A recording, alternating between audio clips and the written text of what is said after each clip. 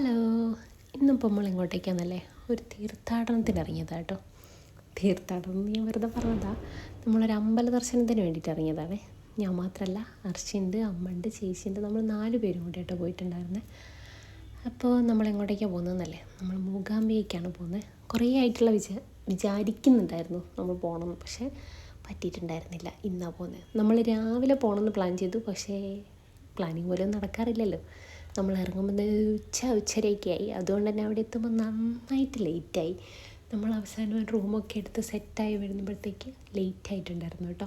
അതിൻ്റെ next day രാവിലെ നമ്മൾ തൊഴുന്നതിന് മുമ്പ് നമ്മൾ സൗപർണികയിൽ പോയി, പക്ഷേ ഓപ്പൺ ചെയ്തിട്ടില്ലായിരുന്നു. അത് കഴിഞ്ഞിട്ട് പിന്നെ ദർശനമൊക്കെ കഴിഞ്ഞ് നമ്മൾ തിരിച്ച് റിട്ടേൺ പോരുന്ന സമയത്ത് വീണ്ടും പോയപ്പോൾ നമ്മളവിടെ ഓപ്പൺ ചെയ്തിട്ടുണ്ടായിരുന്നു. അപ്പോൾ നമ്മൾ ജസ്റ്റ് ഒന്ന് ഇറങ്ങി. നല്ല തണുപ്പുള്ള വെള്ളമായിരുന്നു കേട്ടോ. മാത്രമല്ല നല്ല മഴയുണ്ടായിരുന്നു, നല്ല വെള്ളവും ഉണ്ടായിരുന്നു.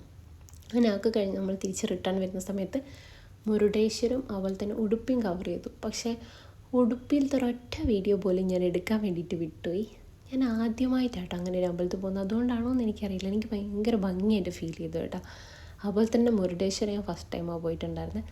നല്ല രസമുണ്ടായിരുന്നു കാണാൻ വേണ്ടിയിട്ട്. അതിൻ്റെ ടോപ്പിൽ നിന്നാൽ ഫുള്ളായിട്ട് കാണുമായിരുന്നു, പക്ഷേ അതിനത്രയൊരു ടൈം വരെയിട്ടുണ്ടായിരുന്നു. ഞങ്ങൾ അടുത്തുമ്പോഴത്തേക്ക് സമയം ലേറ്റ് ആയതുകൊണ്ട് തന്നെ നമുക്ക് കാണാൻ പറ്റിയില്ല. അവസാനം പിന്നെ പുറത്തു കൂടി കണ്ടിട്ട് പോകുന്നു. ഉള്ളിൽ കയറി തൊഴുതു കേട്ടോ. അത് കഴിഞ്ഞ് നമ്മൾ തിരിച്ചന്ന് പോന്നു. അതിൻ്റെ നെക്സ്റ്റ് ഡേ നമ്മൾ അമ്മേൻ്റെ ചേച്ചീൻ്റെ വീട്ടിൽ കാസർഗോഡ് ഇറങ്ങിയിട്ടുണ്ടായിരുന്നു.